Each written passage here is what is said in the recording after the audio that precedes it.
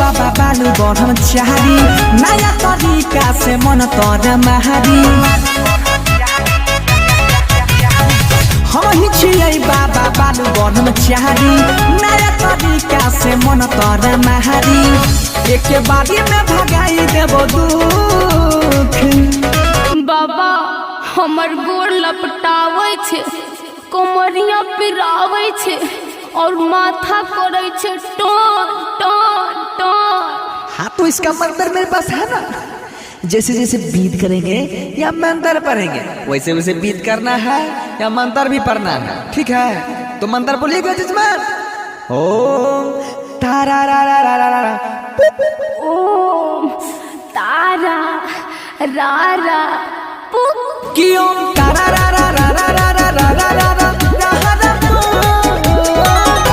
पकड़ा लेके छौरी के कुटिया में ढूक, पकड़ा लेके छौरी के कुटिया में ढूक, पकड़ा लेके चल न रे कुटिया में ढूक, अरे ढूक।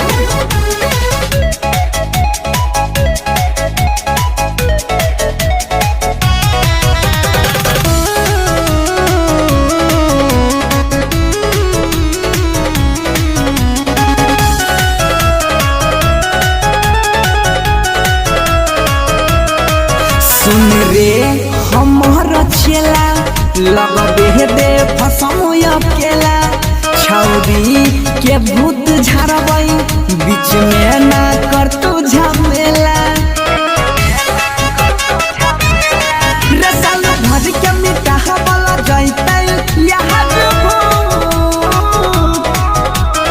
अरे ए बाबा तोहरी चेलवा हन हमरा के बड़ा तंग करता। इसका भी इलाज है ना हमारे पास, चलवा तो हमरे है। अरे ए बाबा असही अपन कृपा बनौले रहे कि हम हमेशा टन टन करी। कि ओम तारा रा रा रा रा रा रा रा रा रा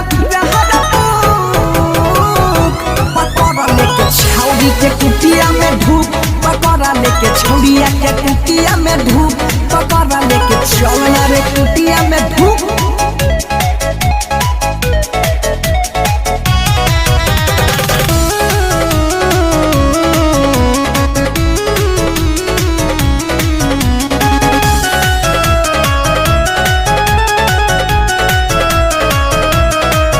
जनतर के यसार हैता दुख जरिए से मिट जाता मन तर इच्छा उतलिया परेशानी के सुलझाइता गे जरिए से मिट जाता सब दुखवा मिलत सुख। प्रणाम बाबा, मौका मिली तो फेरू आया। अवश्य बच्ची, इंतजार करो। ओम तारा रा रा पु कि ओम तारा रा रा रा रा रा रा रा रा रा पकड़ा लेके छौरिया के कुटिया में ढूक, पकड़ा लेके छौरिया के कुटिया में ढूक, पकड़ा लेके चल रे कुटिया में ढूक।